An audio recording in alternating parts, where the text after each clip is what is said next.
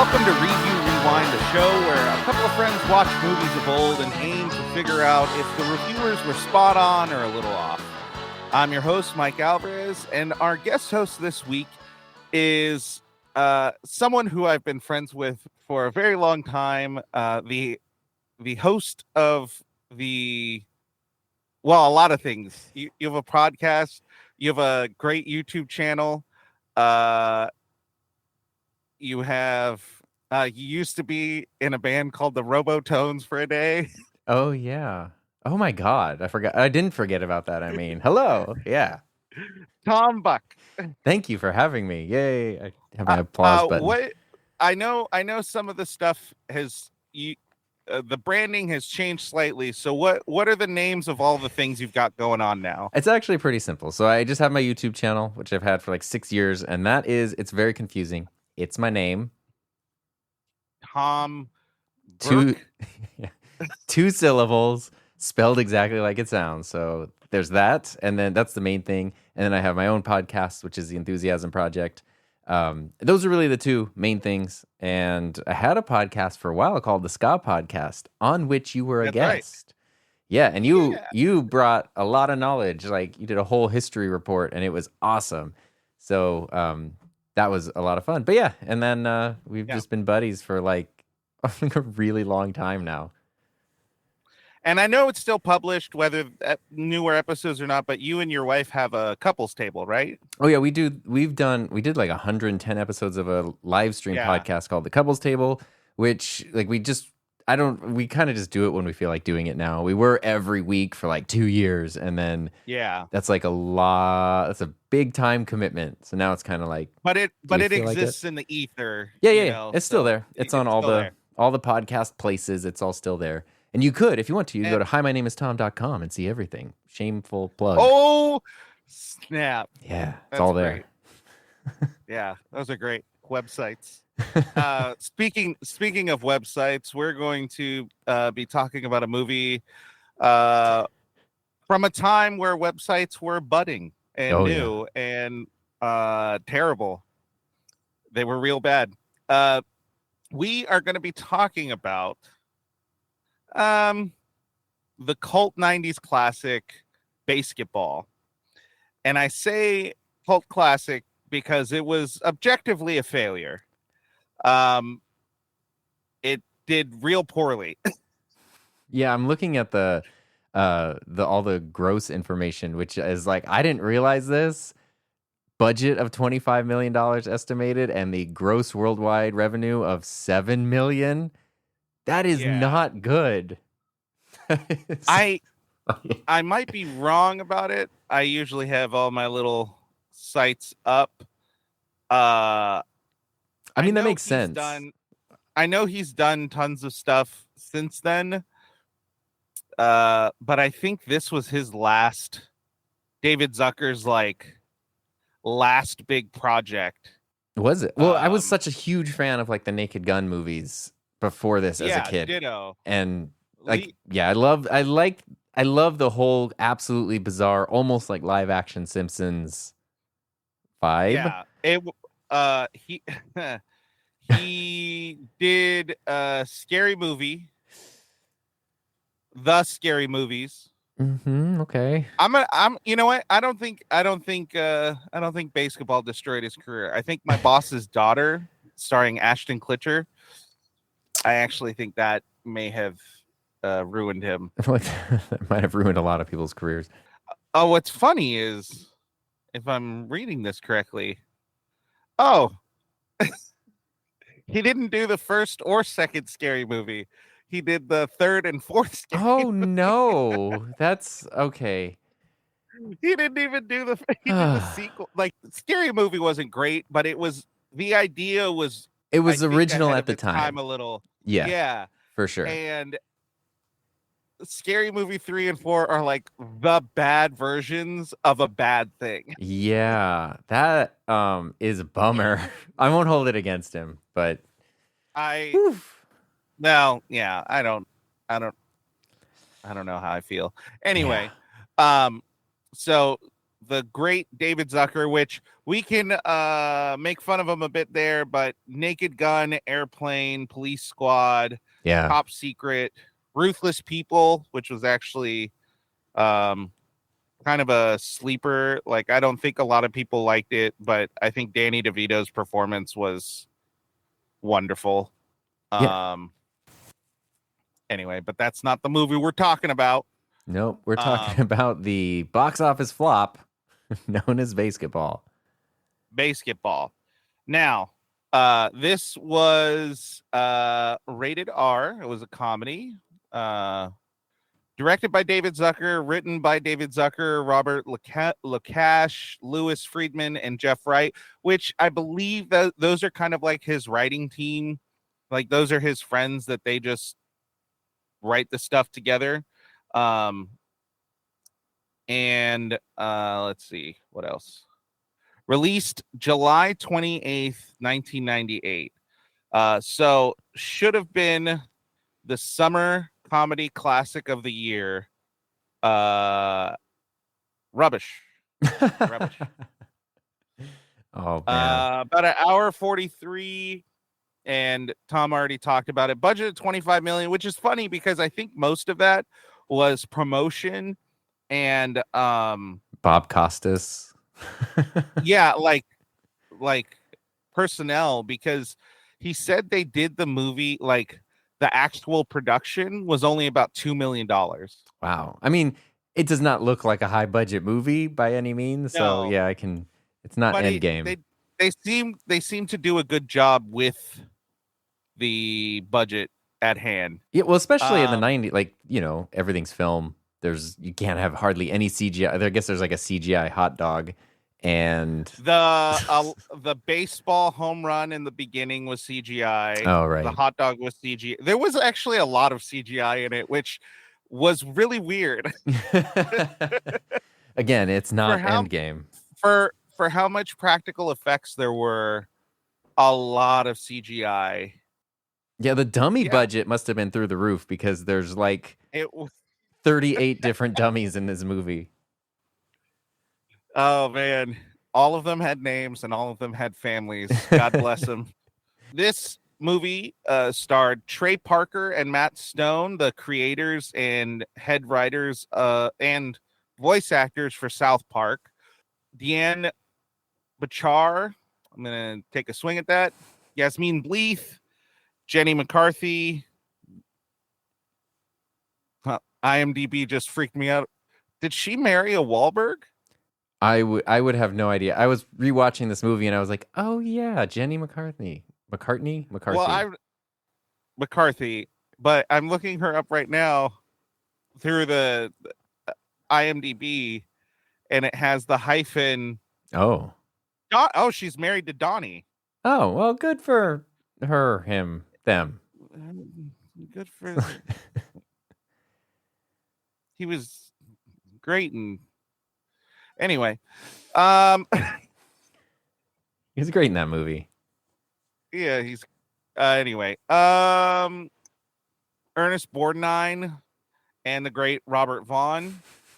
The thing that I think sold this movie, and maybe it was with David Zucker's history, they had a lot of people who are not actors who really stole the show and did like things that they were clearly not comfortable doing.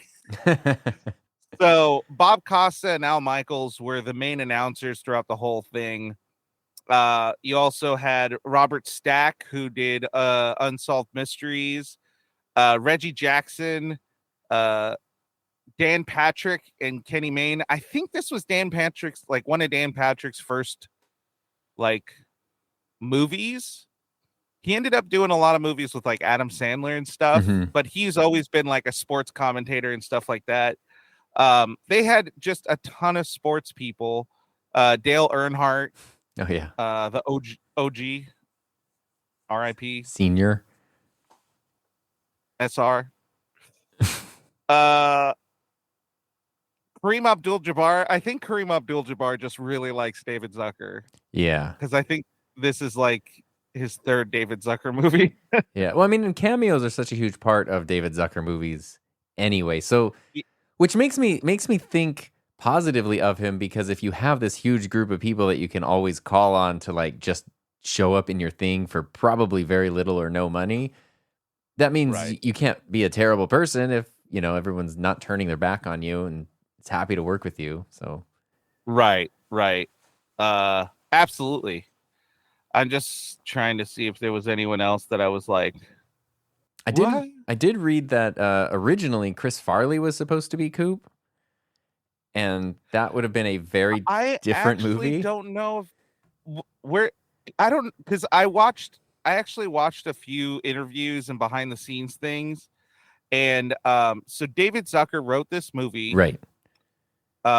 with just writing about his college years Yeah. because they actually invented this game in college in the 80s, and he was like, it was his joke about it, but I'm sure it's true. He was like, it was a really easy way to be competitive and have a game while being able to drink at the same time. Right. I think I saw something like that ages ago, and I remember him saying like, loosely the part up until it grows to like a big driveway neighborhood game was pretty accurate, and then the movie Yeah. takes it, Well, into he the said, pros. yeah, he actually said that the city that they were in, the police actually had to barricade the streets because they were so full of people That's for cool. their little like World Series of sorts.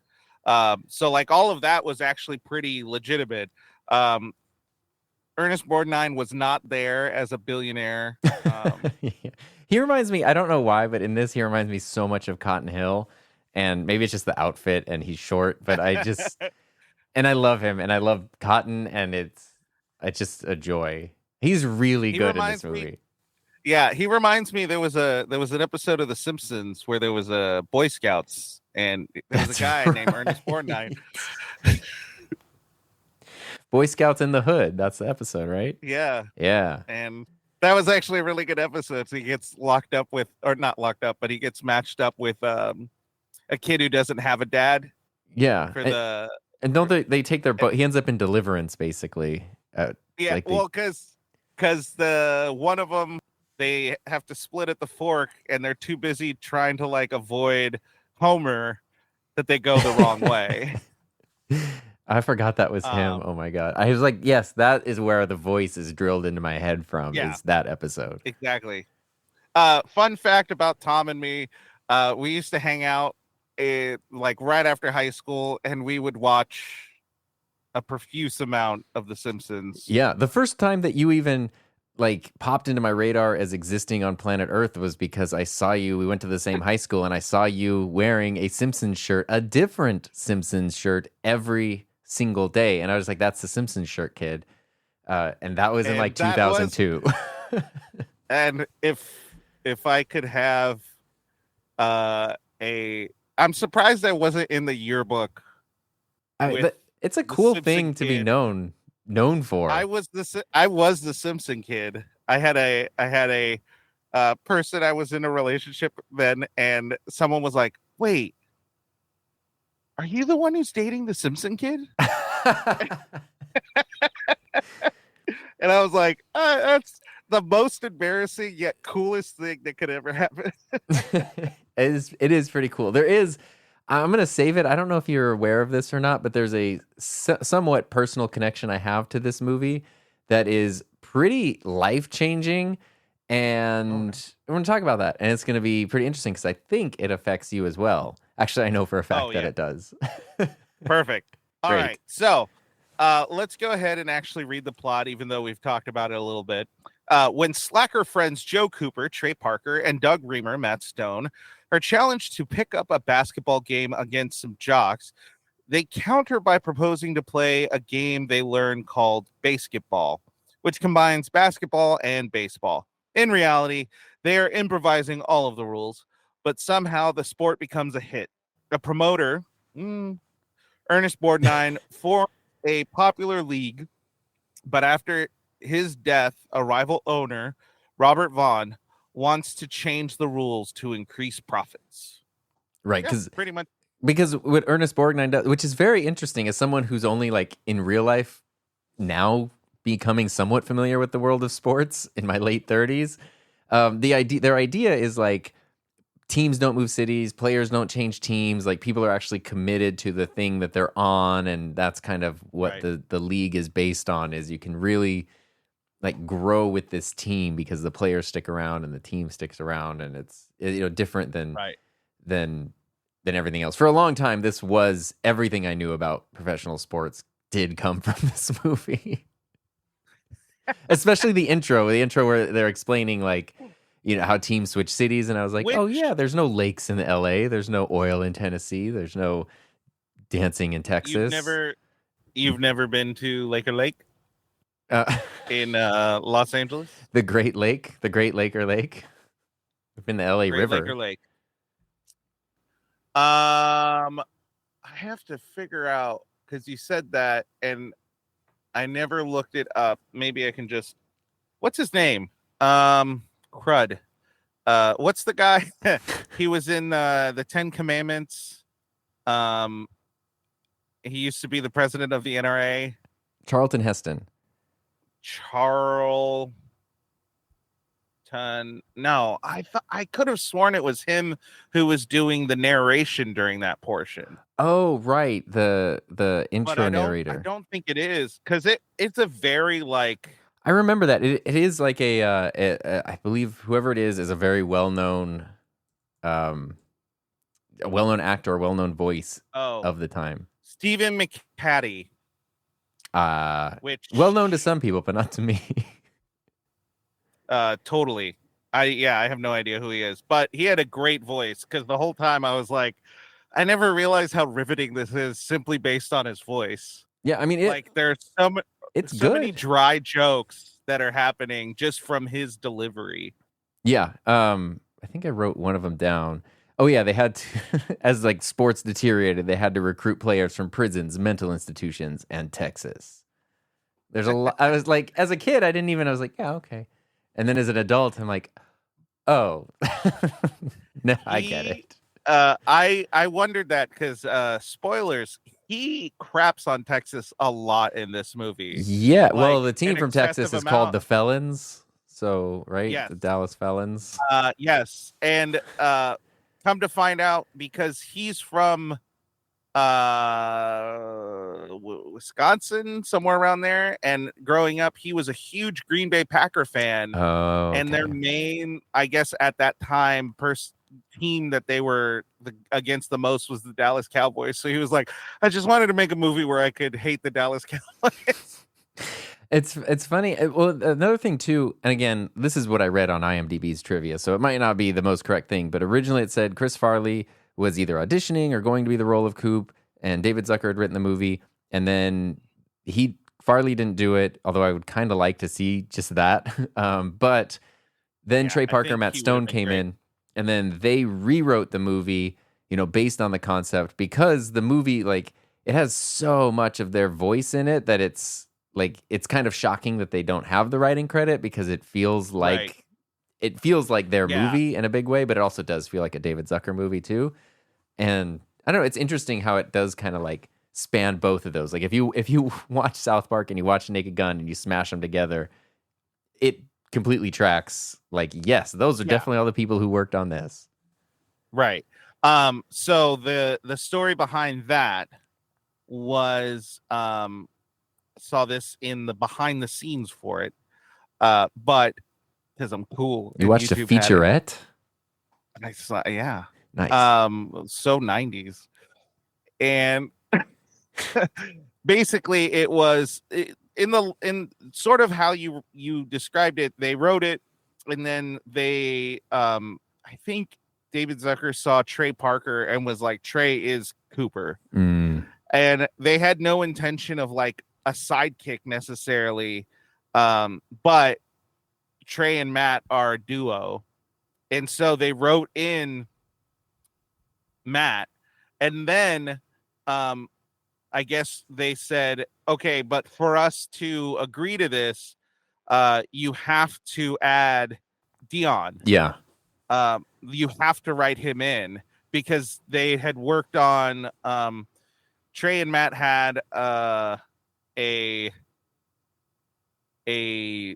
college project or something like that, and then they had another low budget movie, and I think Dion was in both of them. Yeah. I think they So used to they be had worked roommates. together. Also, I think all That three of them were roommates in Colorado. I saw an interview with Dion where they were asking him, like, "Oh, how do you feel about the way that the characters treat Squeak in this?" And he's like, "It's kind of based on real life." Like he's like, "There's not much acting happening."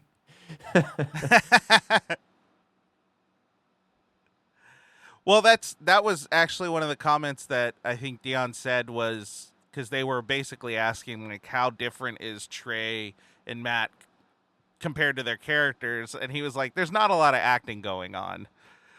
They're the same thing." um, and then it's just funny the big actors that they brought in because Robert Vaughn. This was his 100th movie. So they had like a little cake and celebration for it. Ernest Borgnine had been in so many movies. Yasmin Bleeth, I don't know if this was toward the end of the rocket explosion, but she was giant in the 90s. Yeah. She was huge. So the fact that they were able to bring her in is kind of crazy. Now thinking about it.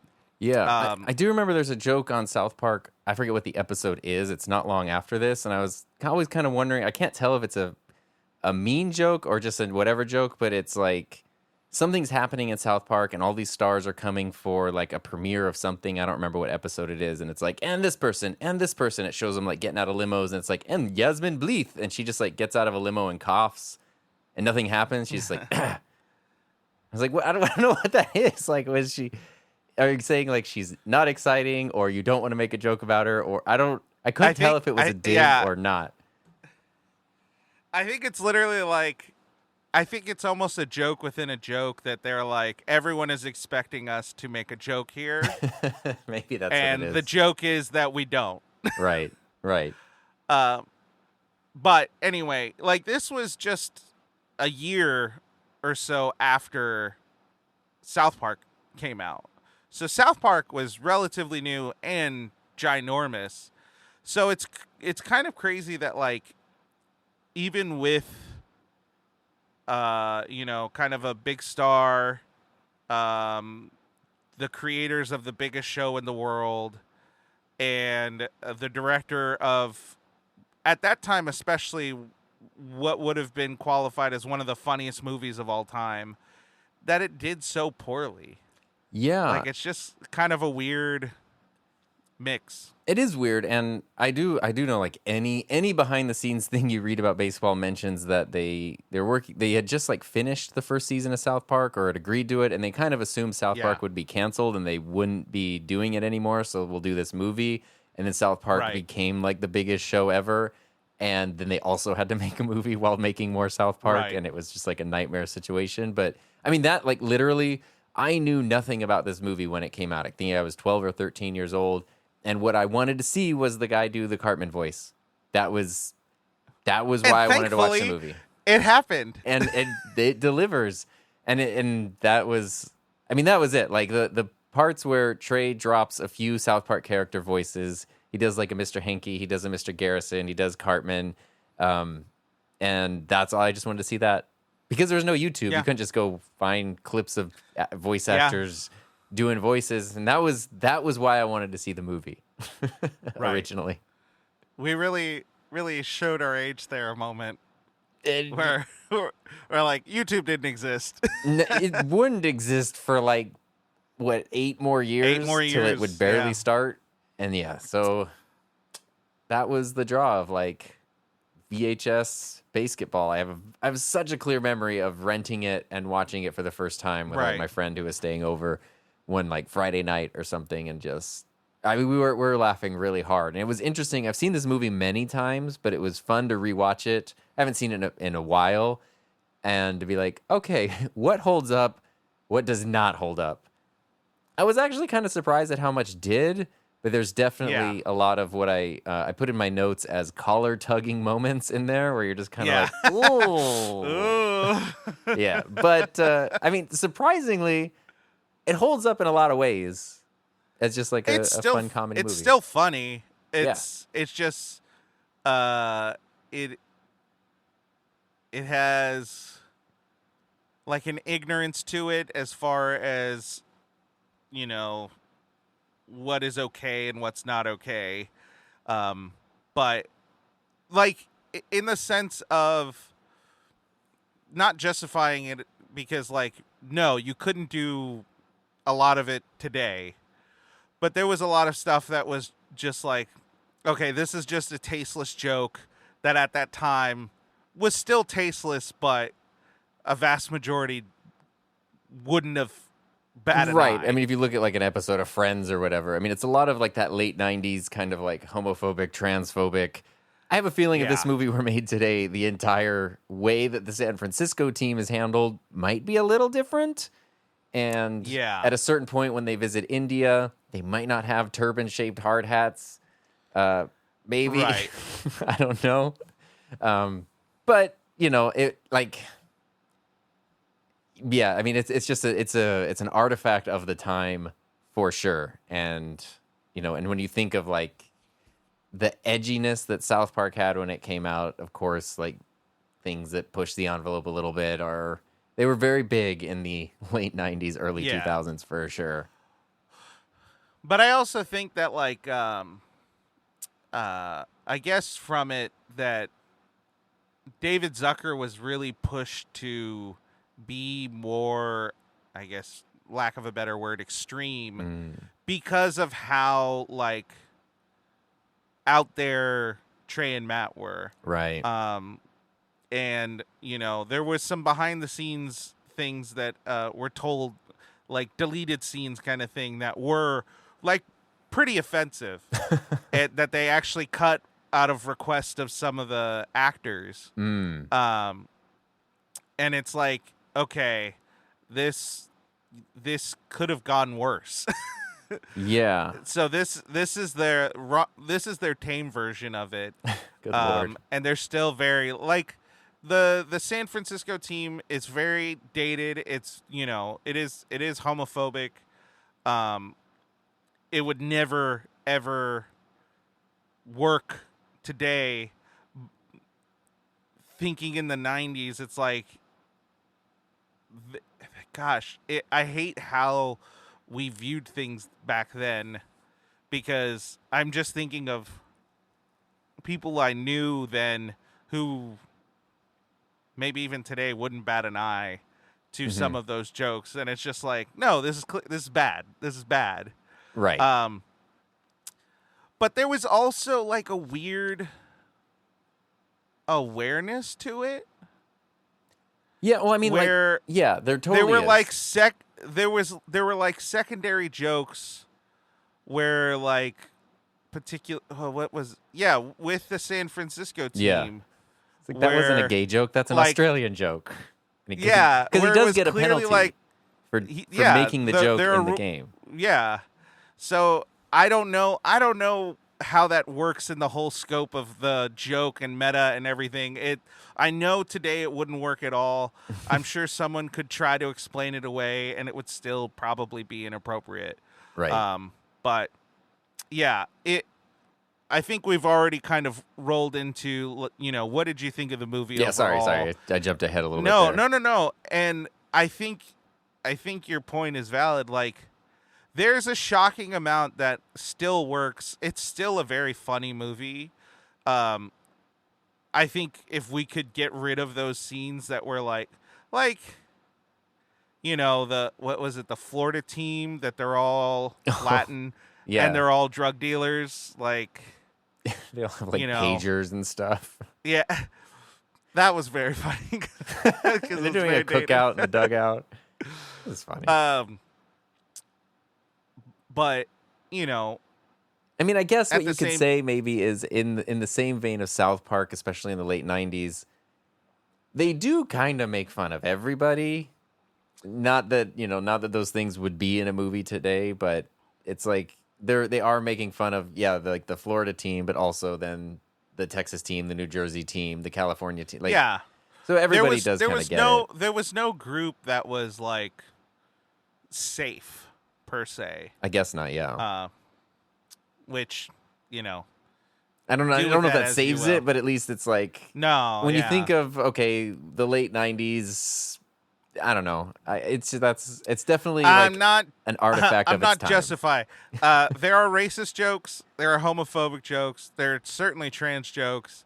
Yeah, that covers the gamut. Yeah, and the thing with those two is it's like the movie wouldn't be.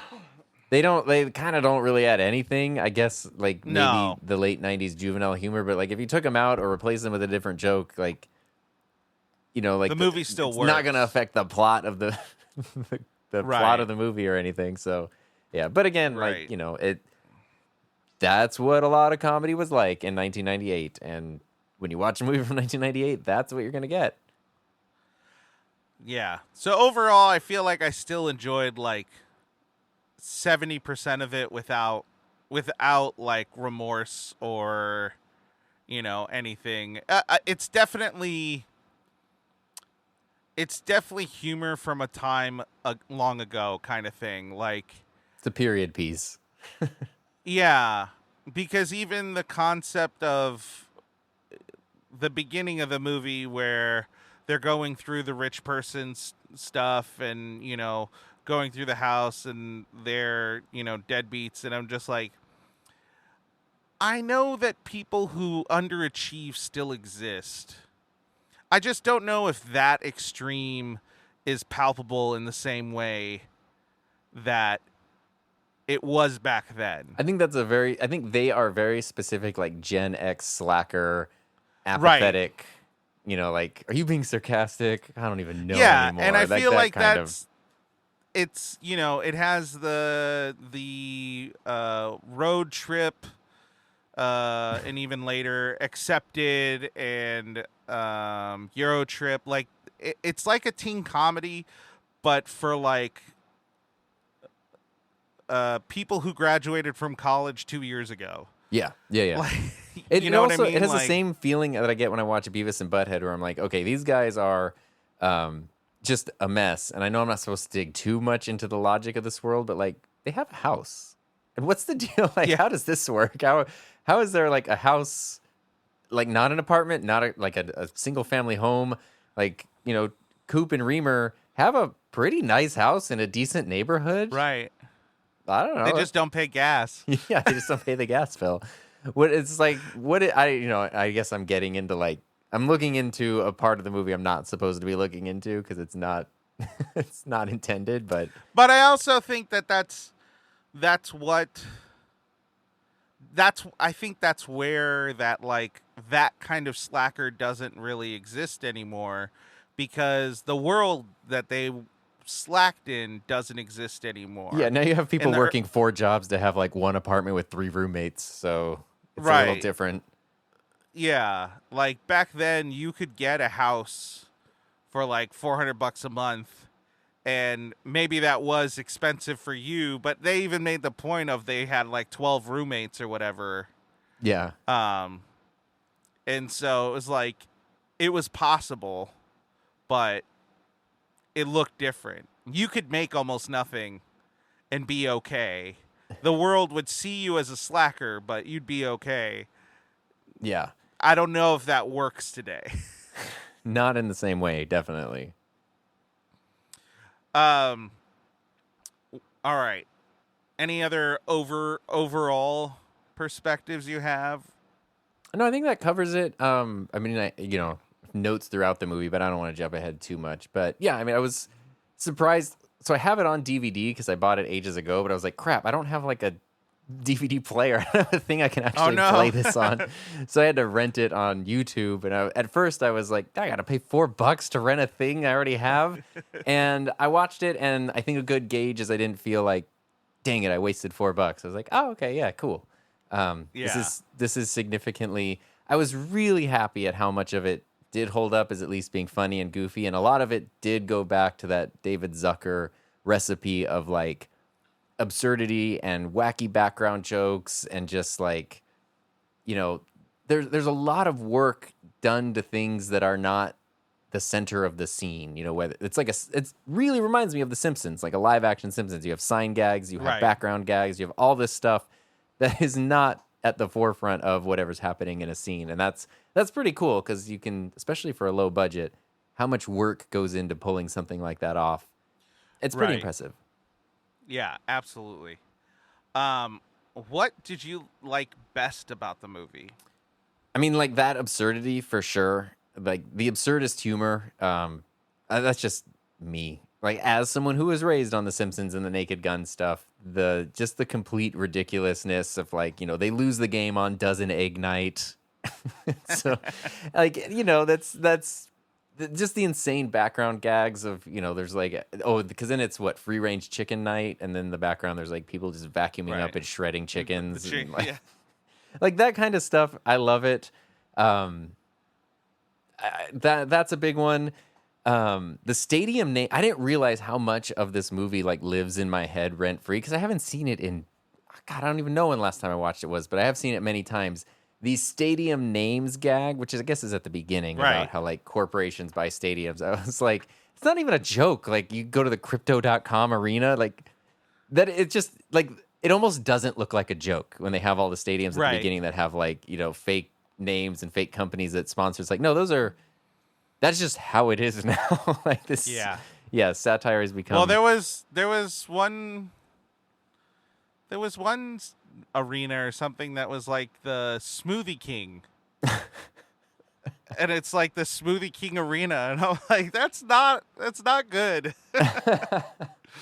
Yeah, I mean, I'll just never. I know the Staples Center was still like it's an office supply store or whatever, but I just can't handle the crypto.com arena because it just feels like it's straight out of BASEketball. And depending on when you've heard this, maybe it's out of your zeitgeist, but crypto didn't do good. There was that's why I'm surprised. How long does it have to be called this? Because I don't know. So, one of the biggest, I guess, venues in Los Angeles is named after something that did very poorly. Yeah, it's like the Contract's Wii a U contract, Stadium I or guess. something, and you're just like, oh, it didn't do well. Sega Dreamcast Arena. Sega Saturn Arena. Oh, the Saturn was cool. The Dreamcast. I had a Saturn. I always wanted a Dreamcast, and I never got it. Me too. Anyways, I think within that wackiness, there's something that I really loved, and I don't think I ever noticed it before, but I don't know what I've heard it in this term. I don't know if this is the right term, but there's the straight man in a joke. Mm-hmm. You have to have someone who's playing it dry, who's not in the bit, who is doing it as though whatever is occurring in the scene, that's the normality of it. And that was a lot of people. Yeah. There were a lot of people who were just like, this is the world we live in. Robert Vaughn was he kills perfect. It. Like he is so funny and makes a ton of jokes, but he never acts the jokes. No, it's his reactions to everything. When everybody around him asks some dumb question, he's like, "What? Yeah. Like he just can't. Like, you never know. So one of the gags in the movie is that Jenny McCarthy married Ernest Borgnine 3 months prior, and he dies, and so she's now a widow, and he's trying to manipulate her, whatever it is. And there's a ton of times where he does like very standard innuendo jokes, Mm-hmm. and the jokes that are funny is that she takes them literal. Yeah. And she does literally what the joke or the innuendo is. So, laying carpet was one of them, which Yeah, she I'm has like knee apparently pads and a too nail young. gun, And she was actually literally laying down carpet in a room. Um, and there are many gags within it, but like he plays it very straight, very dry, and you assume he's trying to like take advantage of her, and then he is, because he's making her do all of these like chores. yeah, like free labor basically. She's using like a Yeah. floor buffer in the lobby. Oh yeah. um, which he's great. Bob Costas is so funny. Yeah, Al Michaels is really funny because he took it. I feel like he took it so serious, and he is willing to play like the biggest pervert in the world, and the jokes work because Bob Costa's there next to him going like, what is happening? right. You need that. It's because that's what makes the joke. I think if you do the joke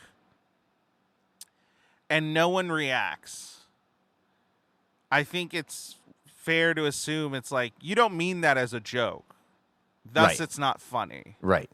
You know, there's a lot of stand-up, a lot of people have talked about like cancel culture and woke culture and all of this stuff. And the reality of the situation is like, if you take something that is supposed to be a joke, but you really mean it, Mm-hmm. it's really not a joke. You're just making an observation of your worldview. Right. And so like for this movie to work, they want to make these jokes, and it's like, if you want to make them work, you have to have someone there who does not agree with it or does not understand it. And throughout most of it, they always have someone there. Yeah. It really Who's really works. And counters it. And Yasmin Bleeth is so like earnest in her character. Yeah. Like, I guess she makes some sort of like she has like a couple jokey things or lines, but for the most part she is just playing it as like right. Her character no, would. She's playing it as like a dramatic character. Yeah. Outside of the like the locker room Right. scene. Which that's legitimately the only time she has like, I feel like, a written joke. Like a jokey joke, yeah. But even stuff like which I totally didn't get this until recently, but the like Bob Costas and Al Michaels, when they're like, it's month 9 of the postseason, and they're trying to explain like how this bracket system works, and it's like if they do 3 more games, then they go up against Milwaukee, who will take the like semi-Eastern Western Pacific Division final, and you're like, they're just explaining this like year-long playoff season, and they have like clothes hanging in the background, and like they're like kind of grizzled and tired. It's funny. As a kid, I was like, oh, it's funny because they're tired, but realizing like, oh no, that's how postseasons can be in sports. And then when you have professional sports announcers who have, covered postseasons many times and have to act like it's not, they don't feel that way. It's funny then to see them sort of act maybe a little bit like how they actually feel in those situations, and that's a cool part of the joke. So they're playing it straight, but there's a subtext. It's like vaguely meta. It's cool. Yeah, I appreciated that joke. I especially appreciated the Dan Patrick where they were trying to explain what was it, like one was like they're going on a Red Robin or some Robin. Oh yeah, I think that's what I was thinking of, where they're explaining how the postseason works. But just like the whole thing, and it's just like, yeah, that's baseball can definitely feel like that, especially nowadays. Yeah, I just got into hockey this last year, and our local team made it to the championships and lost game 7 of the final series, sadly. But it was literally like the season ended in April and then went on to like almost early July, like the postseason. Yeah. And every time I would talk to friends or family who just were like, oh, like, how's your team doing? Did they win? And I'm like, well, they won like the semi-quarter finals, and then they have to go to the Pacific Division, but then they go to the East, and then and people are like, what? Did they win or not? And I'm like, I don't know. They're in the middle of it. There's like 48 games. Yeah. That's what it feels like. another thing I did like best about it is I I love Matt Stone, but there's something oddly endearing about Trey Parker. Mm-hmm. Um, like it- I think you and I can attest, especially when we were hanging out. We stole a lot of his mannerisms from this movie. Oh yeah, That the reaction like of the ah. ah. That is a thing. That's still ingrained, and no one knows why I do it, and it's very funny. But Yeah. you know, Trey Parker is just great in it. I think he's very funny, and I think he has a very good comedic eye for physical comedy. Very like mannerism comedy. Yeah. His mannerisms are really funny. Yeah, his facial expressions, his reactions, his mannerisms. He feels more like, I mean, character-wise, and I don't know, maybe it's just how he is in real life. He feels more like the one who's kind of like dealing with stuff in his head and trying to work things out. And Matt Stone feels more like almost like a dog. Like, I'm reacting in this situation immediately how I think and feel, regardless of consequences. And that's a good duo, and it's fun to watch them together. Well, and I think too, Trey as a character was, it was like a normal person thrown into a ridiculous world, and Matt was a not normal person thrown into a ridiculous world. Yeah, because even at the beginning, I mean that he's even more of a character than like Trey. Trey he's much has more some broad, Trey has some like normal characteristics to him. Matt, Trey catches the baseball at the World Series game, and even little Matt is like, "Well, I totally had it." Yeah, my glasses Like, slipped off. Like, but even at the clear- beginning, when they meet Ernest Borgnine, baseball's taking off in the neighborhood, and he comes to kind of like recruit them and pitch them on the idea of the league. He talks to Trey's character, and he's like, basketball's really special. It's bringing people together. Like, people today have memories that can only be measured in nanoseconds. And he looks over, and Matt's just staring at a bird on a branch. And he's like, yeah, I hear you. So it's like, he's clearly like, he's almost the straight man in their relationship. Right. And he's the one that's like handling all the business stuff. And then Matt's the one that goes off the rails later in the movie. And, he leans into all the vices that come along with being a pro athlete and getting some fame and notoriety. Do you know, also, if you want to feel bad about yourself, I had to do the math a little bit. They were like between 26-ish and 28 when they filmed this movie. No. So no. Oh. I should have put that at the beginning, but that makes me feel bad for some reason, because time is cruel. Because we are 10 years older than they were making this. Yeah. No, I'm fine. I'm fine, everyone. I'm fine. Jeez, that really threw me for a loop. Sorry. I have to do that kind of awful math. Oh, and then what else did you like best about ska music? So throughout the whole thing. So this is, I don't know if we've ever talked about this, and I'd be kind of shocked if we haven't. This movie was my introduction to ska music. Really? Yes. Oh, wow. This is, like, beyond anything else, this is the lasting impact of this movie, because the scene I just described where Coop, Trey Parker's character, is talking to Ernest Borgnine, and he's like, yeah, basketball could be great. You hear a song start to kick on in the background of this, and then it transitions to 5 years later. They have the big arena, the big stadium with all the crowds there. They have a house band, and that house band is Real Big Fish, one of the members of whom you're literally wearing a T-shirt of right now. Oh, yeah. So cameo, it's very related to this movie. Yeah. And that, I remember, again, like being 12 or 13, I just wanted to watch this movie to see the guys from South Park do South Park voices. And there was this music I really liked, because Real Big Fish, they play beer throughout, which makes sense because the team is the Beers. and then they play Take on Me, and they do just sort of like some crowd work. I don't know, like Yeah, they do. sports They music. do a lot of like filler stuff, which there was this go of it. I was just like, man, they do a really good job with that. Yeah, I would love for that to be a thing that happens in real life. And then there also, it's like, it was like peak 90s Real Big Fish. I mean, this must have been right after Sellout was like becoming. I think it's literally right after Sellout blew up. Yeah. And so I mean, it's bright colors, Hawaiian shirts. Like, I just remember, like, God, this band is so cool. And this movie is also so bright and colorful. Like, it really Right. is, especially any scenes that take place outside are just like the saturation is turned up so high on the Right. that, and I love that. And it built this association of like ska music, bright colors, fun and goofy. There's for better or worse, there's also a Smash Mouth song that's a ska song later in the movie. This movie showed me that Smash Mouth was cool. This is a pre-Shrek situation, I believe, right? Shrek was like a year later. Yeah, just barely. Yeah. So that to me, that was the biggest thing, and that always clicked. Is like I didn't know what it was, and there was the internet, but it wasn't like the internet today where I have a question, I'll just immediately get an answer to it. It was just sort of, I don't know what this is.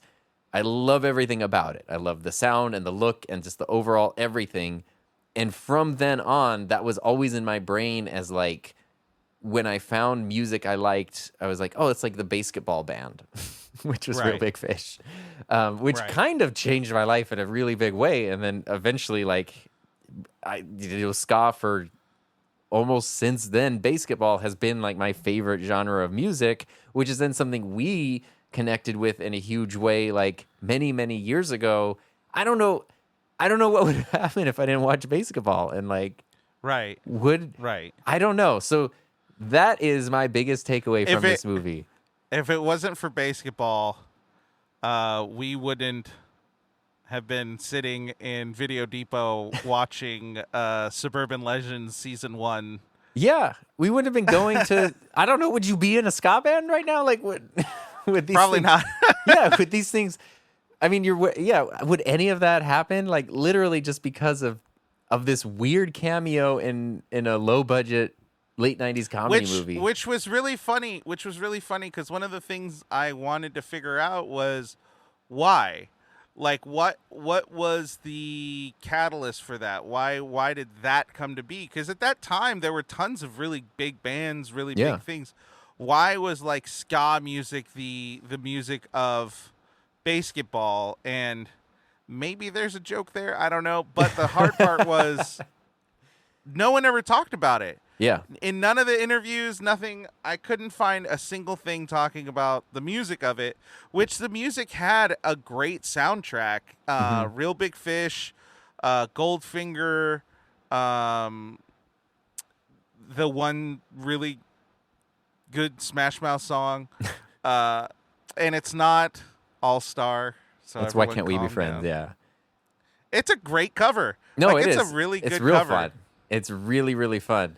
And it's it's a crazy, it's just a crazy thing that was included. I guess ska music, especially in the mid to late 90s, kind of just became the anthem of like wackiness.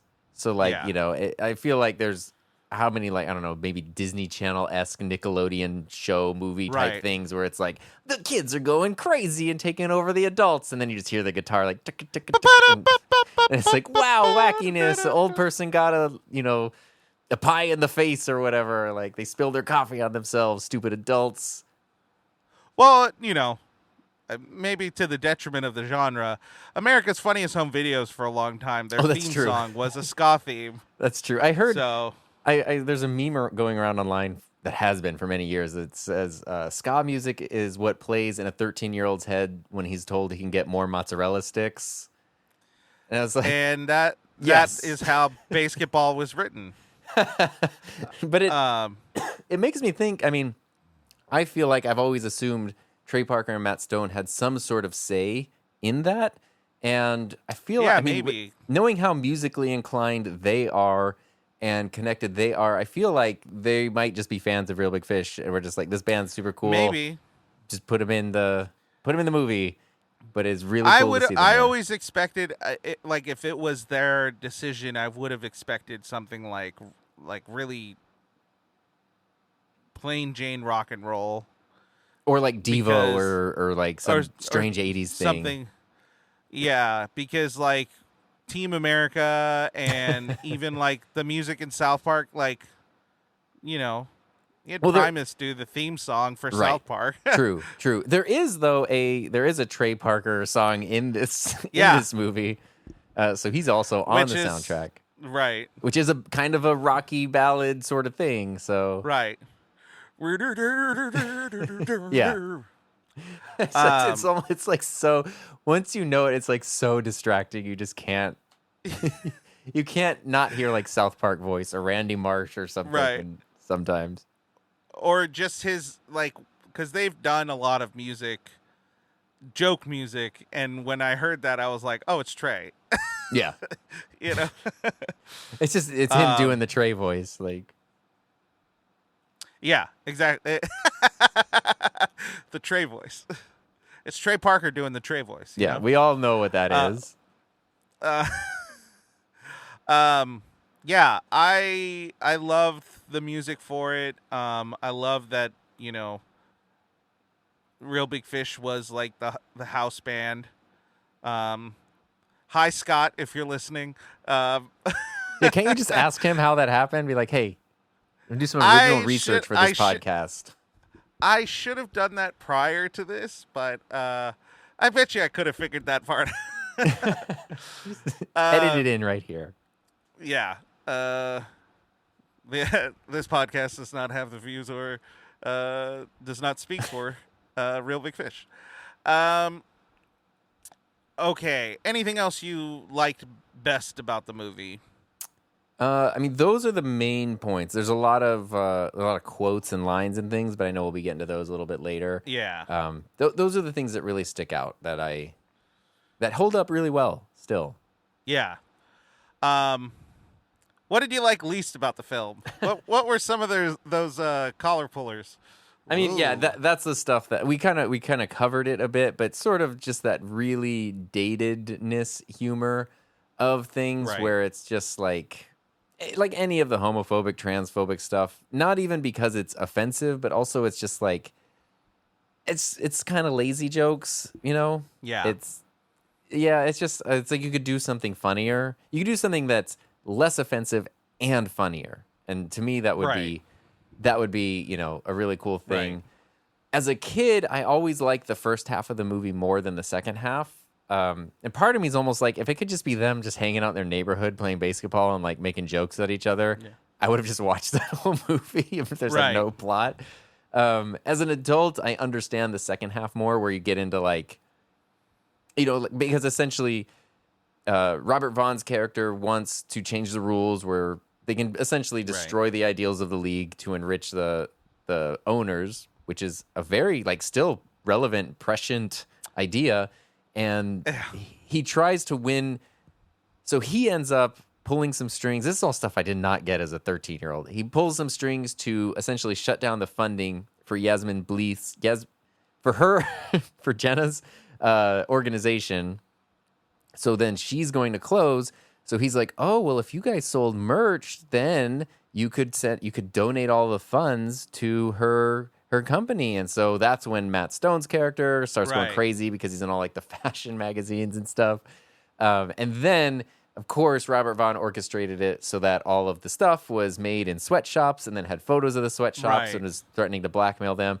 All of that way over my head as a kid. I don't think I understood it until I watched it this one time. And I've watched this since being like an adult. Yeah. Oh, yeah. No, me too. I mean, I probably watched it maybe like 6 or 7 years ago before this, but it didn't click. I did not catch that plot point. That was like a major plot point. Yeah. I mean, my favorite parts of the movie are when they're playing basketball and like psyching people out, and they're in the really colorful arena with the house band. Like, I love all of that stuff. So anytime it's like not that, it's just like, when Poochie's not on the screen, everyone should be asking, where's Poochie? Like, that's how I feel. Like, I just want to be at the fireworks factory all the time in the movie. But obviously, there would be no plot if that's all that happened. And then I guess maybe some of the things, if I'm going to be critical of the writing on BASEketball, there's a lot of strange exposition that like, which I'm never a fan of obvious exposition. So for example, once it transitions to like 5 years later, they do some of their psych outs. And then one of the ones, I forget who it is, either Matt or Trey psych somebody out by saying like, hey, I heard your sister's going out with Squeak. And the guy's like, what? Yeah. And he's like, yeah, we just have to like really get in their heads and say super messed up stuff. And then, that's what a psych out is. And it's like, you guys have been playing this professionally for like 5 years. I'm pretty sure Squeak knows what a psych out is. Like, he does it in every game. Like, it's, it's like when you have characters, like, you're my brother, and ever since our parents passed away, it's only been you and me since 1996. It's like, yeah, they know. They were there. Why are you explaining? Yeah. Why are you explaining their life to them? And there's a lot of, not a lot. There's several points like that where it's like, this is stuff that a person would not say.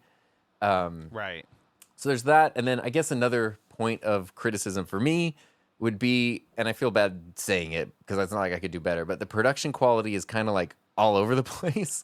Some stuff looks amazing. Some stuff, like, you go from a scene that looks great. Like, it's like a beautiful, beautiful frame, beautiful lighting, everything's good. And then you go to other things where it looks very much like a set in a soundstage somewhere. And, like, there doesn't look like there's any weight behind the walls. And it just, like, this is not a real door kind of situation. And even as a kid, that always threw me off because I would get distracted and become aware that I'm watching a movie. And then I would become aware of, like, why does this look better than that? And I think VHS helped cover it up a little bit better back in the day, but, like, watching it in HD or whatever is it's definitely an eye-opening experience. But, I mean, those are pretty much the things, my biggest pain points. I don't know. What were your things that you liked least? I don't think Universal Studios has come back to this and went, maybe we should clean up the quality. No, there's a lot of grain, a lot of noise, a lot of inconsistency. It is. One of the hardest parts of the movie is that it is very dated quality-wise. Like, at that time, they were probably using the same cameras everyone else was, whatever it might be. But this movie is, was like a failure and pretty neglected as far as, like, cleaning it up to today's quality. And it looks like, it looks like it was filmed with, like, a really expensive home camera. Yeah. But some parts of it don't. Treated. There's some parts that look amazing, and it's like, and that makes it more distracting because you're, like, jumping between. The CGI in it, for me, like, what you were talking about, the stadium names, all of those are either, painted or CGI. I think maybe it's just, like, low budget, all the excuses, they did great, whatever it might be, but, like, there was no consistency on the production. Like, it was like no one person was in charge of ensuring all of this was going to go through. So it was literally like one person probably went to David and was like, how about this? And he's like, yeah, sure. And then another person was like, how about this? Well, yeah, sure. Why not? The datedness of the jokes, and I think there was there were definitely some points where they were trying to, like, force a joke that maybe to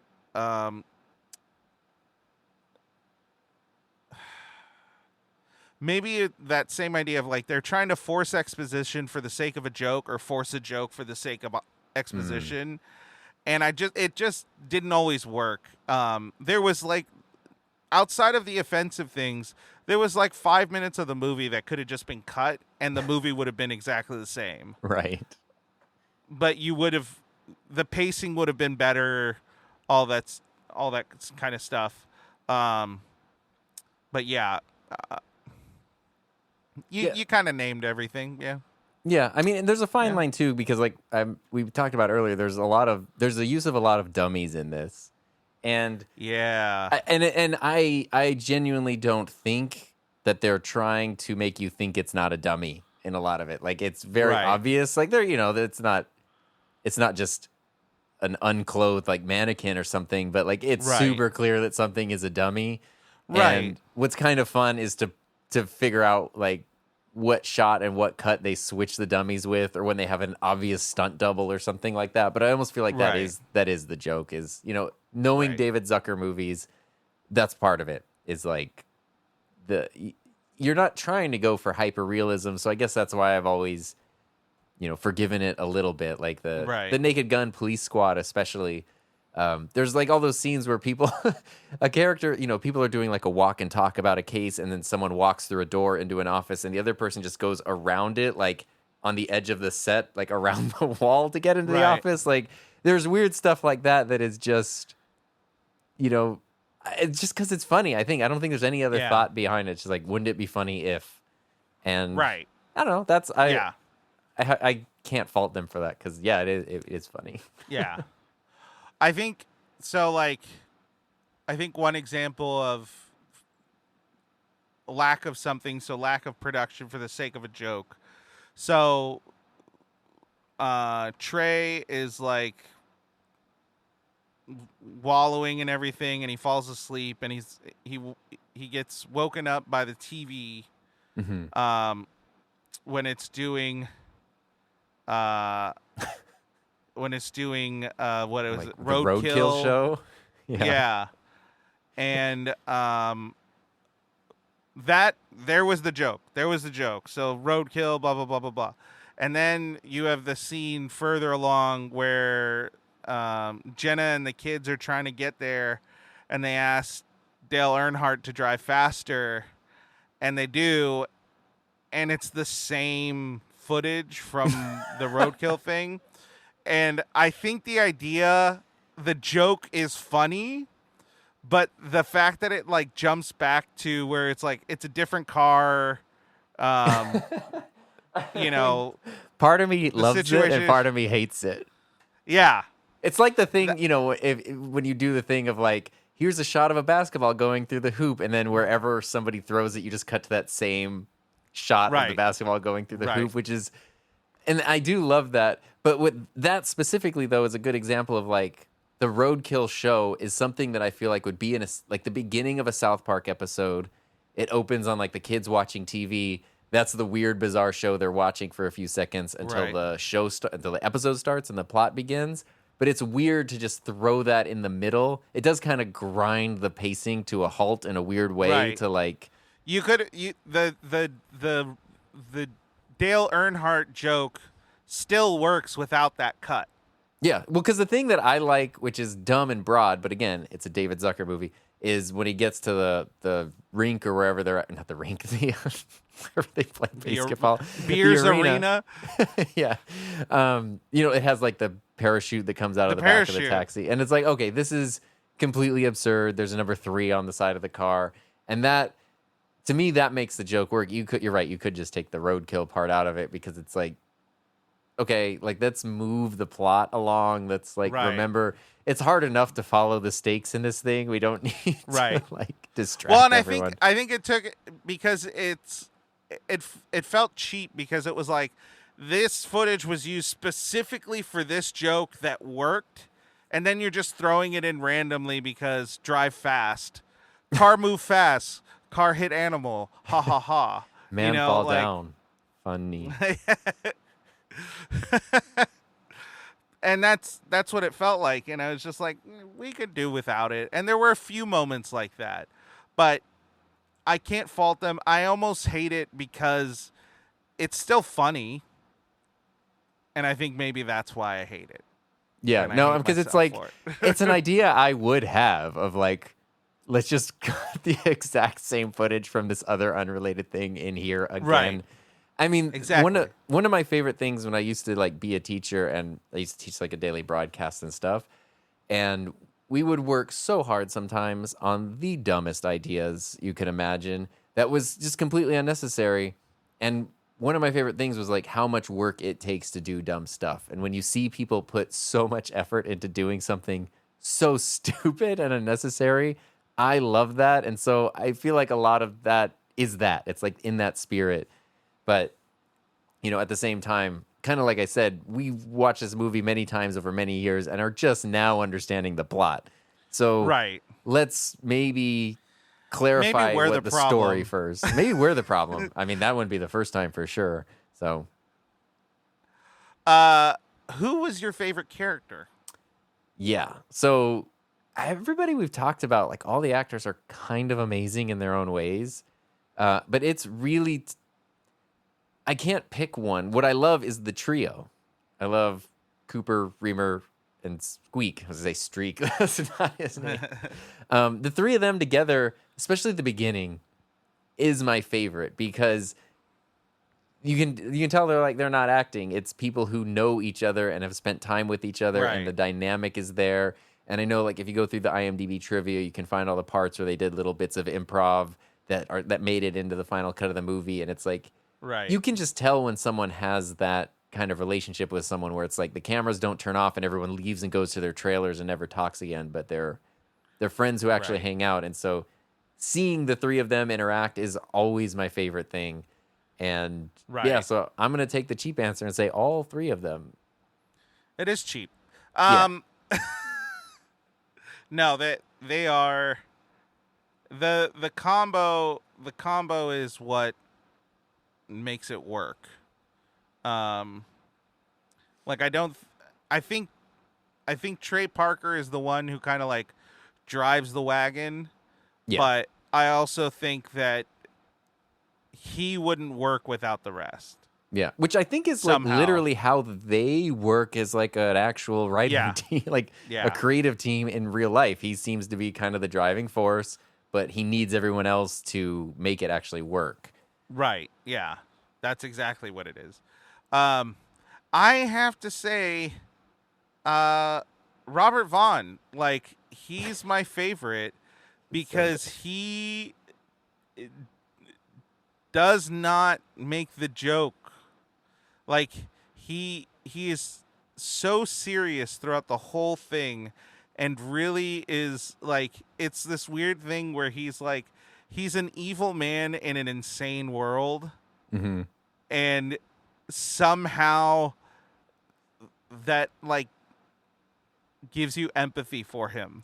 Well, he's And I don't undercut- know how. He does it like you said. He plays it so seriously, and he always like he even dresses up. He'll wear like an old style like detective hat and like a trench Right. coat, and he plays it like when you are delivering an envelope of evidence to blackmail someone. He's like how you would do that, but nobody else in the world like Right. understand. Like when he's talking to Matt Stone and they're like talking, he's trying to explain stuff, and then Matt Stone accidentally gets on a downward escalator and just like kind of leaves the frame. Right. Like, Reamer, that's where are you going? I mean, like that's the world that this guy lives in while he's trying Right. to execute his evil plan and like be, I guess you could call him Or competently even- evil. Yeah, even the locker room scene of like, as long as you guys play ball, and he's like, I thought you didn't want us to play ball, and he's like, I want you to play ball with me, and he's like, You you want us want to us to move- play for Dallas? He's like, what? Ah. His groans of like frustration are so good. And they do grow throughout the movie. Like they did a great creative thing in that it was like, let him start to notice how crazy this world is. All right, let him start to get annoyed. All right, let's give him like a mental break. Mm-hmm. Yeah. And they did great with it. Yeah, I liked him. He was very fun. He killed it for sure. And what are some of your favorite quotes? This is a very quotable movie. Yeah. And so what I didn't realize was like how many quotes not only either live rent free in my head for decades at this point, but have just become part. Like, I don't even think of them as quotes from a movie. It's just like a thing that I say or how I react to a situation. And so I have the top three. Okay. Which are different situations. So one of them is which I guess it didn't happen as much as I thought it did, but it's Matt Stone repeatedly saying that store-bought or things he didn't make were homemade by him. Like, with this Right. pretzel, I baked it myself. because he thinks, Jenna's going to like a guy who can cook. That is a thing that I have to stop myself from saying, like, if you pass the bread at a restaurant or whatever, like, here's some bread, I baked it myself. Because it's very, like, it's so bizarre that people just get confused. Like, maybe it's my delivery, I don't know. But, like, I think it every time, and I only say it, like, half the time. That idea of just, like, why would you say that this obvious, it's the steamed hams. Like, it is that exact same joke. Like, right. These are obviously grilled, and they look exactly like Krusty Right. Burgers. No, those are steamed hams. It's that same thing. The thing that at the very beginning, they're at the party. They're at like the, I don't know, friends from high school rich house party or whatever.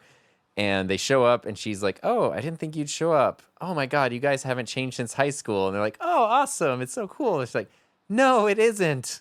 Yeah. The way she says no, it isn't to someone who thinks something is cool is also something where, like, I don't know. I didn't even realize it was from this movie, honestly. I was like, oh my God, right. That's where I get that from. And then the one that I apply to so many situations is Squeak at the beginning when they're like letting him live there in their house. And he's like, "I swear, you guys rip on me 13 or 14 more times and I'm out of here." And like, that is so applicable. Like if you're, I don't know, if you're doing something, like you're working on a computer and you're like, "I swear if this thing crashes 13 or 14 more times, I'm going to consider stopping to try to do this thing." Like that, I mean, I definitely say a version of that 4 to 5 times a week, every week since 1998. And it's just built in. Yeah. So what are some of your favorites?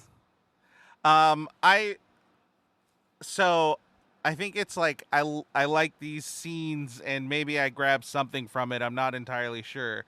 But one of them was when it's like the kid is at the hospital, and Reamer's like, "Ooh, I'll come. I love hospitals." He's like, "No, you don't. You like Taco Bell." That was going to be one of my quotes I listed. And then the rest of just like, I never use it, but Reamer's like, "No, there was one time and when I was in a hospital in France," and he's like, "Dude, that was a hostel." It's like, oh yeah. I just love how like Reamer was clearly an idiot. Yeah. And they really like laid it in.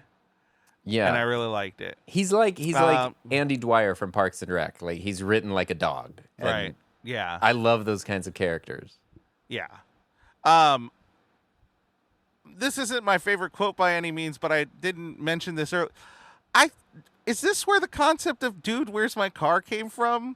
Dude. I never connect. They had a whole conversation just saying "dude." Dude. Yeah. And he's like, "Oh, you're right." Yeah.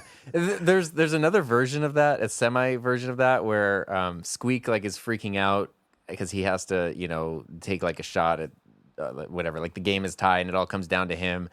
And he's also watching it on this giant portable television, which is just a hilarious artifact from the 90s. It looks like an underwater submarine. It's like a tiny 2-inch screen because nobody has a smartphone. But at a certain point, then Matt Stone just picks him up and slams him against the fence and just starts screaming at him. And then it like cuts away to like the announcers or something. And it cuts back to the two of them, and they're just both screaming at each other. Yeah. Like, it has just evolved into them just literally screaming into each other's faces. That is, that's a great one. I don't really quote it as much anymore, but when Cooper would just yell out Steve Perry, I used to do that a lot, and then I had a lot of people keep asking me like, "Who's Steve Perry?" And I'm like, I don't need to answer this anymore. Yeah, it's the same thing with like at the beginning, like Ernest Borgnine saying like, "You kids these days with your Pac-Man video games and Dan Fogelbert," and Trey's just like, and it's like, I don't Dan Fogelbert. I don't want to explain this joke anymore, but it's so friggin' funny. And then the little I just love the delivery, and I love the thing where they have Tony Nocelino on the broadcaster's booth, and he's reading out the like, who plays, as you know, Latino cut-up Scooter on the new hit comedy What's the Difference, airing between Recycled Junk starring Lisa Campbell and Same Old Crap featuring teen heartthrob Mark Swanson, all part of the great lineup of Who Gives a Crap Thursdays. Like, Yeah. it was one of those things where, like, if you grew up with TV lineups, evening lineups, that felt so, like, visceral. Like, it was like, you're right. Yeah, I remember The Simpsons had a joke where it was like, up next on CBS, who cares? Yeah. And Alrighty. Yeah, it's the same joke. It is. Now it's time for the review rewind. We take a look at a positive review and a negative review, and we see where we fall. Now, let me... I said this up front, that it's kind of like a cult classic. And the reason I say that is this movie is critically panned. Mm-hmm. On Metascore, through 18 critics, it has a 38. On Rotten Tomatoes, it has 51 reviewers, and it has 41%. But for all of them and the audience reviews, it's 75. That's not bad. Yeah. So, like, clearly, and Rotten Tomato has over 100,000 ratings for this movie. And we'll go off Rotten Tomatoes. Yeah, I haven't checked in a while, but I think that critic score is higher than Cars 2. It's definitely higher than The Room, which... Yeah, but the floor is higher than The Room, so... Zing! Don't... I think that's true. 41 is still higher than a lot of movies that have... It's higher, it's higher good. than the...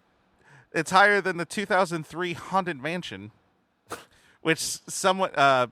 just so everyone knows, that the new version's coming out soon. It hasn't come out while we're recording this. It has not come out yet.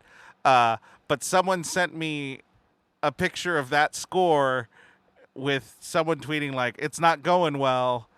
And that person who sent it genuinely thought that was the new Haunted Mansion. And I was like, there's a 2003 right under the Haunted Mansion. So we're living in the before time of that. I think that's going to be from now on, we're going to define our lives. Like, it's like, oh, was that before the pandemic, after the pandemic? It's going to be like, was that before Haunted Mansion 2023 or after?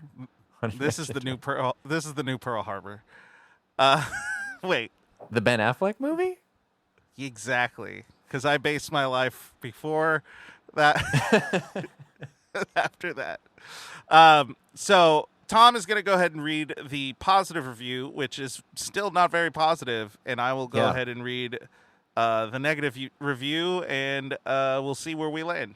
Yeah, so positive review from the Globe and Mail, which I'm trying to decipher this, but it says, the pop culture answer to a murder-suicide, the kind of flick that serves itself up as the object of its own satire. I get the second half. I'm confused about the murder-suicide part.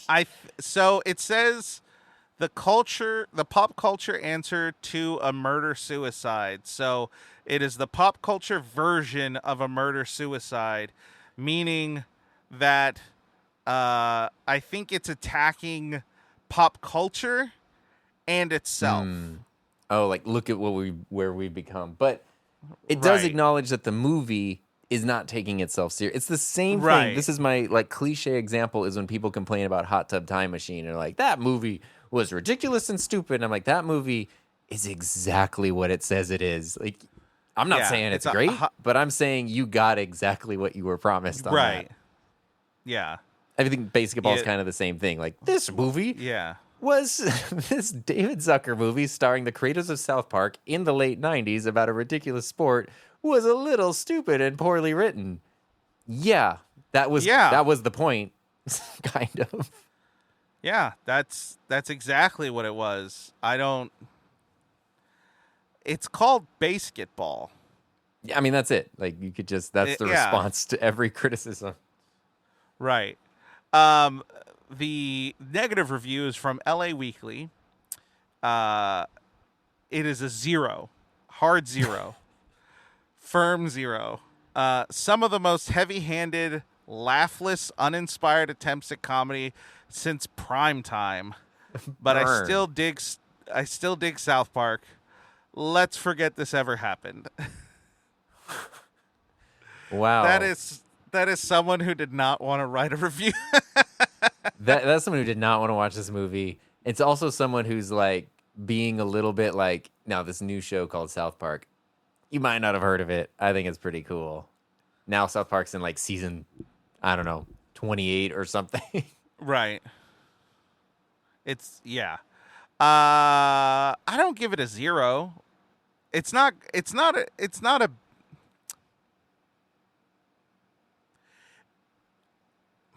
I wouldn't say it's a bad movie because I think it's doing what it's trying to do. Right. It's trying to be a ridiculous comedy. Um and so if it's, if my own thing is that, you know, I don't think that's funny, that's my own issue. That's not the movie's issue. Yeah, if you don't like ridiculous Um comedies, no, you will hate this movie. yeah. So, I don't know. I'd probably go along with like the 63 area. Uh if someone turned so here's the hard part, cuz I think of this in a teacher's mind. Right.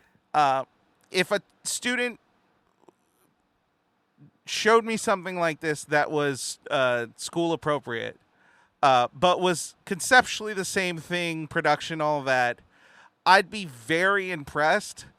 But I'd also be like, well, the prompt was, script something, and you clearly were making it up as you went along. Like, there are a lot of really easy ways to be like, this didn't follow the rubric.